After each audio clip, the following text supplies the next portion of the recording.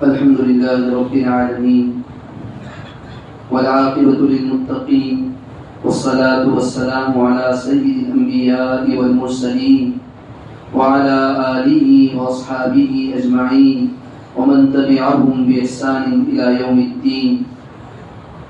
أما بعد فأعوذ بالله من الشيطان الرجيم. بسم الله الرحمن الرحيم. ولا تركنوا إلى الذين ظلموا فتمسكم النار وما لكم من دون الله من أولياء ثم لا تنصرون. وقال النبي صلى الله عليه وسلم من تشبه بقوم فهو منهم أو كما قال عليه الصلاة والسلام.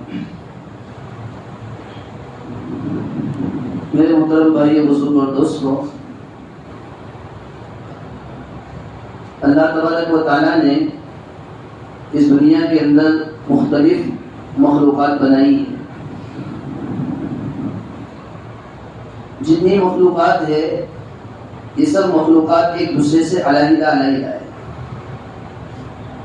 اللہ تبارک و تعالیٰ نے ہر مخلوق کو دوسرے مخلوق سے علیحدہ پیدا فرمایا ہے. نباتات، گھاس پھوس، درخت، یہ بھی اللہ تعالیٰ کی ایک مخلوق ہے. پتھر وغیرہ یہ بھی اللہ تعالیٰ کی ایک مخلوق ہے. لیکن آپ غور کیجئے، اللہ تبارک و تعالیٰ نے دونوں میں فرق رکھا ہے. ہر آدمی پہچان لیتا ہے کہ یہ پتھر ہے اور یہ درخت ہے. جانور بھی اللہ تعالیٰ نے بہت سارے بنائے، لیکن ان سب جانوروں میں بھی اللہ تبارک و تعالیٰ نے امتیاز رکھا ہے، فرق رکھا ہے. بھینس الگ مخلوق ہے، اس کی شکل و صورت اللہ تعالیٰ نے الگ بنائی ہے. گائے کی شکل و صورت الگ بنائی ہے. اونٹ کی شکل و صورت اللہ تعالیٰ نے الگ بنائی ہے. گھوڑے کی شکل و صورت اللہ تعالیٰ نے الگ بنائی ہے. بکرے کی شکل و صورت اللہ تعالیٰ نے الگ الگ بنائی ہے. انسان بھی اللہ تعالیٰ کی ایک مخلوق ہے. اللہ تبارک و تعالیٰ نے ہر انسان کی شکل و صورت بھی ایک دوسرے سے علیحدہ بنائی. دیکھنے سے ہر آدمی پہچان لیتا ہے کہ اس کا نام یہ ہے، اس کا نام یہ ہے، یہ خاندان سے تعلق رکھتا ہے، یہ خاندان سے تعلق رکھتا ہے. اور عجیب بات تو یہ ہے، اللہ تبارک و تعالیٰ نے مرد و عورت کو بھی الگ بنایا ہے. یہ کوئی امتیاز کے لیے، فرق کے لیے. اور ہر ایک کو اللہ تبارک و تعالیٰ نے الگ الگ خاندان میں پیدا فرمایا ہے. ہر ایک کا خاندان الگ الگ ہے. خاندان ایک ہے تو باپ کا نام الگ الگ رکھا ہے تاکہ آدمی ایک دوسرے کو پہچان سکے. تو جیسے اللہ تعالیٰ کے سب مخلوق ہے، انسان ہے، جانور ہے، مرد ہے، عورت ہے، سب ایک دوسرے سے الگ الگ ہے. اور اللہ تبارک و تعالیٰ نے سب کو علیحدہ علیحدہ اس لیے پیدا فرمایا ہے، علیحدہ شکل و صورت اس لیے عطا فرمائی ہے تاکہ پہچاننے میں آسانی ہو، امتیاز باقی رہے. اسی طرح دنیا کے اندر بہت سارے مذاہب ہیں. کوئی یہودی ہے، کوئی عیسائی ہے، کوئی مجوسی ہے، آگ کی عبادت کرنے والا ہے، کوئی مشرک ہے. دنیا میں مختلف مذاہب ہے. کوئی مسلمان ہے. آپ ان مذاہب میں بھی غور کریں گے، اللہ تبارک و تعالیٰ نے اللہ تعالیٰ کی طرف سے نظام ایسا بنایا گیا ہے، ہر مذہب کے رہن سہن، طور و طریق الگ علیحدہ رکھے گئے. اسلام کی ایک الگ شان ہے، مسلمان کی ایک الگ شان ہے، مسلمان کا ایک الگ امتیاز ہے. یہود کا طور و طریق الگ ہے، عیسائی کا طور و طریق الگ ہے، ایک ہندو مذہب کے ماننے والے کا طور و طریق الگ ہے، اس کا رہن سہن الگ الگ ہے. اب کوئی مسلمان جس نے کلمہ طیبہ پڑھا ہے، کلمہ شہادت کا اقرار کیا ہے، جناب نبی کریم صلی اللہ علیہ وسلم کی رسالت کا اقرار کیا ہے، نبی علیہ الصلوۃ والسلام کو رسول مانتا ہے، مسلمان ہونے کے باوجود اور مذاہب کو اپناتا ہے اور مذاہب کے طور و طریق کو اختیار کرتا ہے، اس کے طور و طریق کو اپنی زندگی پر میں نمونہ بناتا ہے، تو سچا عاشق رسول اور سچا مسلمان نہیں ہو سکتا ہے. کامل مسلمان تو وہ ہوتا ہے جس نے جس طرح اپنی زبان سے لا الہ الا اللہ کا اقرار کیا، نبی علیہ الصلوۃ والسلام کی رسالت کا اقرار کیا، اب اس کی زندگی میں طور و طریق جو ہو سکتا ہے، نمونہ کوئی ہو سکتا ہے، اور اپنی زندگی کے رہن سہن میں اگر اپنا سکتا ہے، نبی علیہ الصلوۃ والسلام کی ذات کو، آپ کے طور و طریق کو، آپ کے قول و فعل کو اپنائے گا، اسی کو آئیڈیا سمجھے گا۔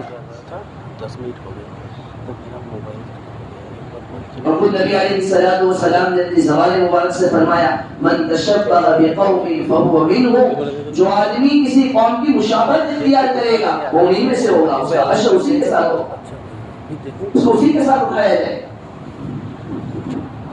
کتنے ڈرنے کی ضرورت ہے۔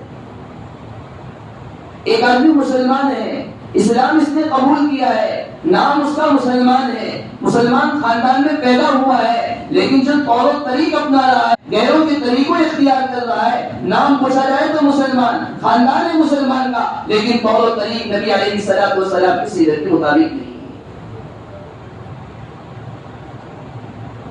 اور افسوس کے ساتھ کہنا پڑتا ہے ہر مذہب کے لیے کچھ نہ کچھ تہوار کے دن ہوا کرتے ہیں۔ مسلمانوں کے لیے اللہ تبارک و تعالیٰ نے عید اور تہوار 2 دن رکھے، عید الفطر اور عید الاضحیٰ، یہ 2 دن تہوار کے۔ ہر دنیا میں ماننے والے مذہب کے یہاں تہوار ہے، لیکن مسلمان کی حالت یہ ہوتی ہے، مسلمان نے اسلام قبول کیا، کلمہ طیبہ پڑھا، جناب نبی کریم صلی اللہ علیہ وسلم کے قول و فعل کو جانتا ہے، لیکن اور کے تہوار میں اپنے آپ کو شریک کر دیتا ہے۔ کسی مذہب کے تہوار میں اگر آدمی شریک ہو تو یہ ایسا ہوگا کہ وہ اس مذہب کی تعظیم کر رہا ہے، اس مذہب کی اہمیت کو وہ جان رہا ہے۔ اور نبی علیہ الصلوۃ والسلام بیان فرمائے من تشبہ بقوم فهو منهم، جو آدمی کسی قوم کی مشابہت اختیار کرے گا، وہ پٹاخے پھوڑ رہا ہے، یہ بھی پٹاخے پھوڑ رہا ہے، یہ بتیاں جلا رہا ہے، وہ بھی بتیاں جلا رہا ہے، وہ ایسے کپڑا پہن رہا ہے، یہ بھی ایسے کپڑا پہن رہا ہے، گویا وہ ان کی مشابہت اختیار کر رہا ہے، وہ ان کے جیسا بننے کی کوشش کر رہا ہے۔ اور نبی علیہ الصلوۃ والسلام فرمائے جو ایسا کرے گا ان کا عرش یعنی کل قیامت کے دن اس کو ایسے ہی لوگوں کے ساتھ اٹھایا جائے گا۔ اسلام نے ایسا مذہب دیا۔ عید کا دن آتا ہے، مسلمان کو حکم دیا گیا تو عید کو بعد میں منائے گا، لیکن سب سے پہلے تو میرے بارگاہ میں آئے گا، میرے دربار میں آئے گا اور 2 رکعت نماز کا اہتمام کرے گا، شکرانے کے طور پر 2 رکعت پڑھنے کا حکم دیا گیا۔ میرا مسلمان کو تو یہ تعلیم دی گئی کہ اگر تیرا عید کا دن ہو تجھے فضول خرچی نہیں کرنی ہے، تیرا عید کا دن ہو تجھے عیاشی میں اپنا وقت نہیں گزارنا ہے، تیرا عید کا دن ہو تجھے اپنے آپ کو بالکل آزاد نہیں چھوڑ دینا ہے۔ یہ مسلمان کا عید کا دن نہیں ہے، یہ کسی اور قوم کا عید کا دن ہے، اور مسلمان کا حال یہ ہوتا ہے دوسرے کی عید میں خود بھی شریک ہو رہا ہے، دوسروں کی طرف فضول خرچی خود بھی کر رہا ہے، کتنے لاکھوں روپیوں کو ان پیسے تہواروں کے پیچھے ضائع کر دیا جاتا ہے۔ بلکہ بہت سے لوگوں سے یہ سنا گیا تو اور غیر تو اپنے مذہب کو منا ہی رہا ہے اس لیے کہ وہ جانتا ہے کہ میرے تہوار کا موقع ہے، لیکن ان کے مقابلے میں وہ مسلمان جس نے اپنی زبان مبارک سے کلمہ طیبہ پڑھا ہے، وہ مسلمان کا حال یہ ہوتا ہے کتنے روپیوں کو اس کے پیچھے لگا دیتا ہے۔ مسلمان کا نیا دن شروع ہوتا ہے محرم کے 1 تاریخ سے، مسلمان کا سال شروع ہوتا ہے محرم کی 1 تاریخ سے۔ دیوالی کا موقع مسلمان کا نیا سال نہیں شروع ہو رہا ہے، مسلمان کا سال تو محرم سے شروع ہو چکا ہے، لیکن مسلمان یہ بھی نہیں جانتا ہے کہ میں مسلمان ہوں، آج میرا نیا سال نہیں ہے، کسی اور تہوار کے ماننے والے کا نیا سال ہے۔ بہت ڈرنے کی ضرورت ہے۔ قرآن کریم میں اللہ تعالیٰ نے فرمایا وَلَا تَرْكَنُوا إِلَى الَّذِينَ ظَلَمُوا فَتَمَسَّكُمُ النَّارُ، تم ظالموں کی طرف میلان بھی مت رکھو، ظالموں کی طرف جھکو بھی مت، فَتَمَسَّكُمُ النَّارُ، ورنہ تم کو آگ چھو لے گی۔ وَمَا لَكُم مِّن دُونِ اللَّهِ مِنْ أَوْلِيَاءَ ثُمَّ لَا تُنصَرُونَ، پھر تمہارا اللہ کے علاوہ کوئی مددگار بھی نہیں ہوگا، تمہاری مدد بھی نہیں کی جائے گی۔ آدمی دوسروں کی مشابہت اختیار کرتا ہے۔ آپ غور کیجئے جتنے بھی اوروں کے تہوار آتے ہیں، چری بازی کا موقع ہو، پتنگ بازی کا موقع ہو، پتنگ بازی کا تہوار ہو، جس طرح ایک غیر کے ہاتھ میں آپ پتنگ دیکھیں گے، ایک غیر کے ہاتھ میں آپ ڈوری دیکھیں گے، رسی دیکھیں گے، آپ دیکھیں گے وہی مسلمان جو 5 وقت کی نماز پڑھنے والا ہے، اس کے ہاتھ میں بھی وہی رسی ہے، اس کے ہاتھ میں بھی وہی ڈوری ہے. جس طرح ایک غیر پتنگ بازی کر رہا ہے، ایک مسلمان بھی پتنگ بازی میں مشغول ہے. جس طرح غیروں کے علاقے میں اور مذاہب کے علاقے کے اندر بتیاں جلائی جا رہی ہے، اور مذاہب کے علاقے کے اندر جس طرح پٹاخے بازی ہو رہی ہے، ایک مسلمان 5 وقت کی نماز کا اہتمام کرنے والا ہے، اس کے محلے کا بھی یہی حال ہے، اور اس کے محلے میں اس کے چھوٹے چھوٹے بچوں کے ہاتھ میں آپ یہی چیز دیکھیں گے. آج چھوٹا سا بچہ ہے، چھوٹا سا بچہ پتنگ بازی کر رہا ہے، چھوٹا سا بچہ ہے وہ آگ جلا رہا ہے، چھوٹا سا بچہ ہے وہ پٹاخے بازی کر رہا ہے. ایک مسلمان دیکھ رہا ہے کہ یہ ہندو کے تہوار میں شریک ہو رہا ہے، لیکن یہ نہیں جانتا کہ یہ پٹاخے بازی کر کے اس تہوار کی عظمت کو بچا رہا ہے. دیکھو مشابہت اختیار کرنا کتنی بری چیز ہے. حکیم محمد مجدد ملت حضرت مولانا اشرف علی صاحب تھانوی رحمۃ اللہ علیہ کی کتاب میں لکھا ہے کہ مکہ المکرمہ میں ایک آدمی کا انتقال ہو گیا. انتقال کے بعد اس کو وہیں پر دفن کر دیا گیا. کچھ عرصے کے بعد کسی اور آدمی کا انتقال ہوا تو لوگوں نے سوچا کہ قبر تو پرانی ہو چکی ہے، یہیں پر قبر کھود دی جائے اور اس آدمی کو یہیں پر دفن کر دیا جائے. لوگوں نے جب قبر کھودی تو قبر کے پاس، قبر کے اندر دیکھا کہ ایک عورت ہے، ایک عورت کی نعش پڑی ہوئی ہے، حسین و جمیل خوبصورت عورت ہے. لوگ تعجب میں پڑ گئے، عورت کی نعش کیسے آ گئی؟ وہاں جتنے لوگ کھڑے تھے اس میں ایک آدمی فرانس یورپ کا رہنے والا بھی تھا. اس نے اس عورت کو دیکھا تو فوراً پہچان لیا. وہ کہنے لگا اس عورت کو تو میں جانتا ہوں، یہ عورت کون ہے؟ یہ عورت تو عیسائی مذہب کو اختیار کرنے والی تھی، عیسائی مذہب کو ماننے والی تھی. یہ میرے پاس آیا کرتی تھی، میں اسے اسلامی رسائی دیا کرتا تھا. ایک دن وہ ایسا ہوا کہ بسے پڑتا لوگوں کو پتہ نہ چلے، اس طرح مسلمان ہو گئے. اور اس کا وہی فرانس میں انتقال ہو گیا تھا، اس کو وہی دفن کر دیا گیا. لوگوں نے کہا ہو سکتا ہے اللہ تعالیٰ کو اس کا اسلام پسند آیا ہو، اللہ تبارک و تعالیٰ نے اس کی نعش کو جو فرانس میں تھی یہ مکہ المکرمہ میں اللہ تبارک و تعالیٰ نے منتقل کر دی ہو، بھیج دی ہو. ممکن ہے ان اللہ علی کل شیء قدیر، اللہ تعالیٰ کو ہر چیز بتا دے. لیکن لوگوں کو سوال یہ تھا کہ وہ آدمی جس کو چند سال پہلے یا دفن کیا گیا تھا اس کی نعش کہاں ہے، وہ کہاں چلا گیا؟ لوگوں نے اسی فرانس سے آ رہے ہوئے آدمی سے کہا کہ جب آپ اپنے ملک جائے ضرور اس کی تحقیق کرے کہ یہ لڑکی کون تھی، اس کا کیا حال تھا. یہ آدمی چلا گیا، وہاں جا کر لڑکی کے والدین سے ملا اور پورا واقعہ سنایا.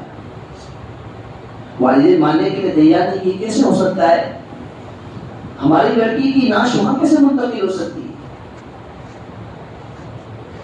یہ آدمی نے بڑا اصرار کیا کہ میں چاہتا ہوں کہ یہاں پر جو اس کی قبر کو کھود کر دیکھوں کہ اس کی قبر میں کس کی نعش رکھی ہوئی.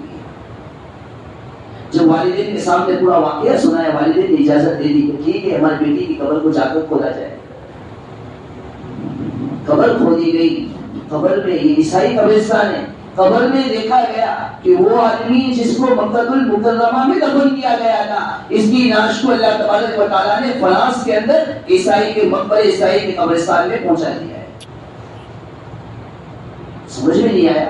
اس آدمی نے مکہ المکرمہ کے رہنے والوں کو اطلاع دی کہ وہ آدمی جس کو مکہ المکرمہ میں دفن کیا گیا تھا اللہ تبارک و تعالیٰ کی طرف سے اس کو یہاں منتقل کیا گیا. لوگ اس آدمی کے یہاں گئے اور پورا واقعہ سنایا اور پوچھا کہ اس آدمی کی حقیقت کیا ہے، اس آدمی کے روزانے کے اعمال کیا تھے.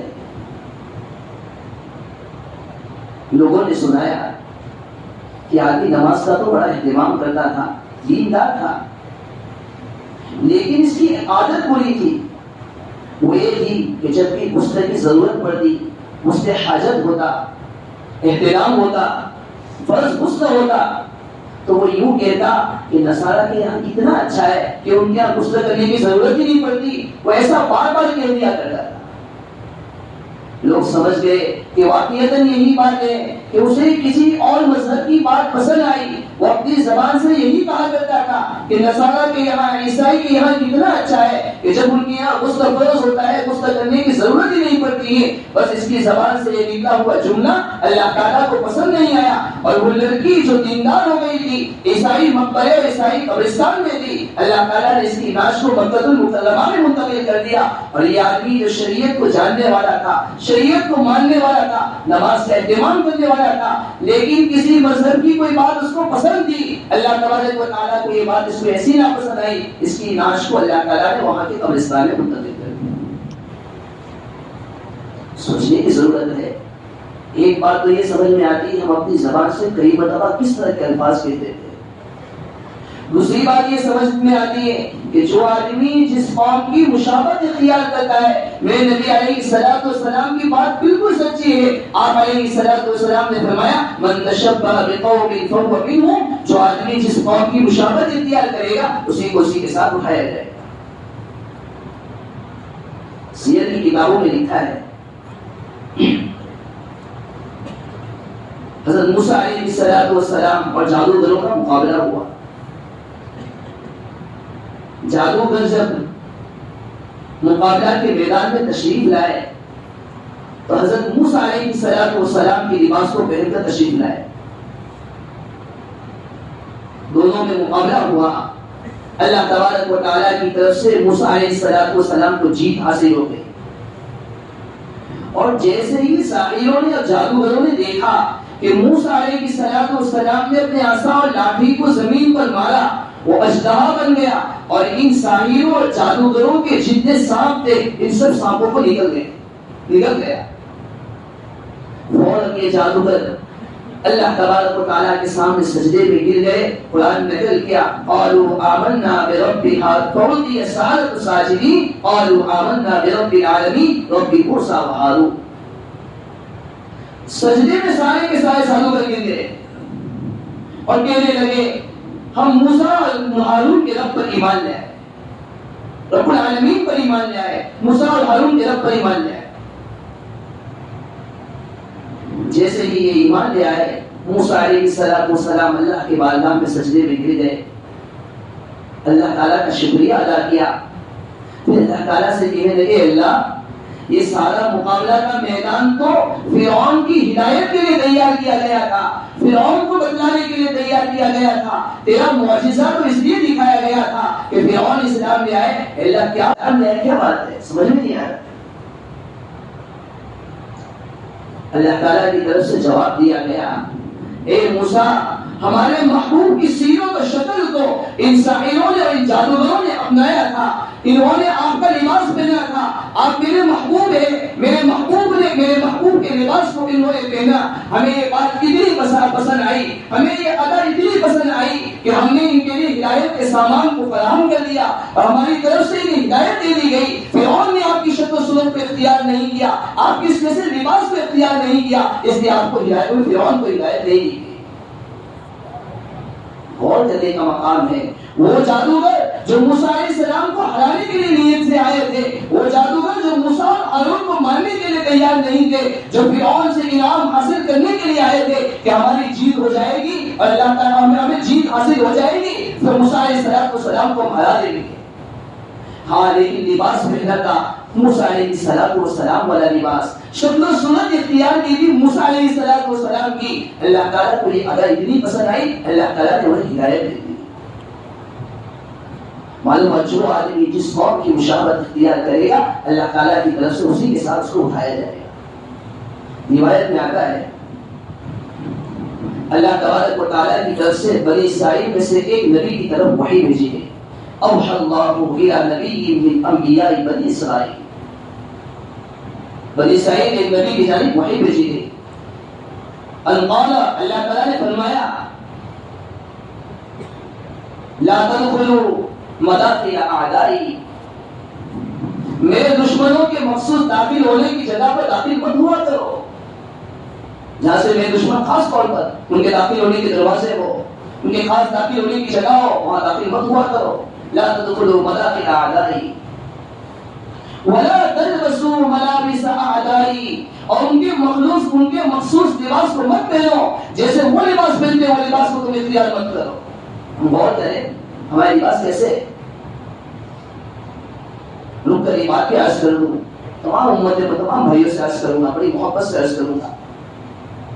جمعہ کا دن آئے، عید کا دن آئے، ہم یہ کوشش کریں کہ ہمارا لباس صلحاء جیسا لباس ہو. ہمارا لباس صلحاء جیسا، علماء جیسا. کوشش تو یہ ہونی چاہیے جمعہ کے دن سفید لباس کا اہتمام. یہ بھی نہ ہو سکے کم سے کم کوشش یہ ہو جمعہ کے دن کرتے پائجامے ٹوپی کا اہتمام. دیکھو یہ مسلمان کا شعار ہے. اللہ تعالیٰ نے مسلمان کا ایک شعار رکھا ہے. کئی قوم میں آپ نے دیکھا ہوگا اور دنیا کے اندر قومیں ایسی ہے جو ہمیشہ ہاتھ پہ تلوار لے کر چلتی ہے چونکہ ان کا شعار ہے. ایک مسلمان کا شعار اللہ تعالیٰ نے دیا، مسلمان اس شعار کو بھول دیا، بھول گیا. مزید میں آتا ہے پہننے کی اس کے بعد ٹوپی نہیں. افسوس کی بات ہے، افسوس کی بات ہے. ہم کس کی بارگاہ میں حاضر ہو رہے؟ اللہ کے دربار میں حاضر ہو رہے.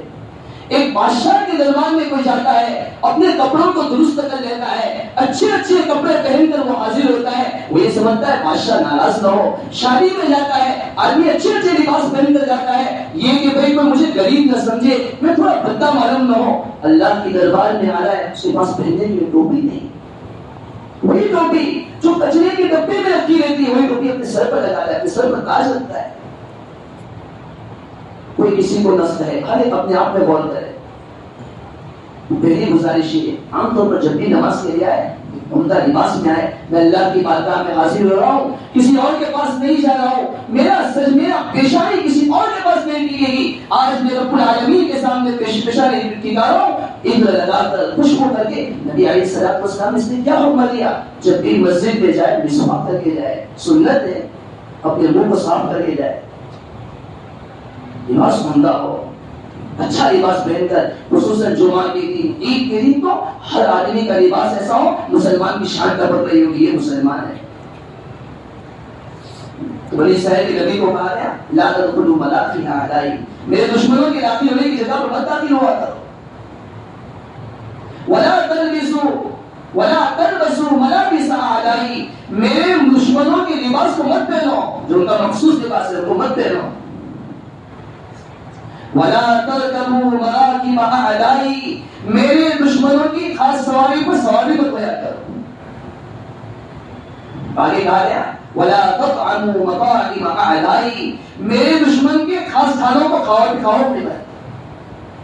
آگے بہت سخت وعید بیان کی گئی فتكونوا اعدائی كما هم اعدائی. اگر تم نے ان کے لباس جیسا لباس پہنا، تم نے ان کے کھانے کو اختیار کیا، تم نے ان کی سواری کو اپنایا اور اسی طرح تم ان کے مخصوص دروازوں سے داخل ہوئے، فتكونوا اعدائی كما هم اعدائی، جیسے وہ میرے دشمن ہیں تم بھی میرے دشمن ہو جاؤ گے.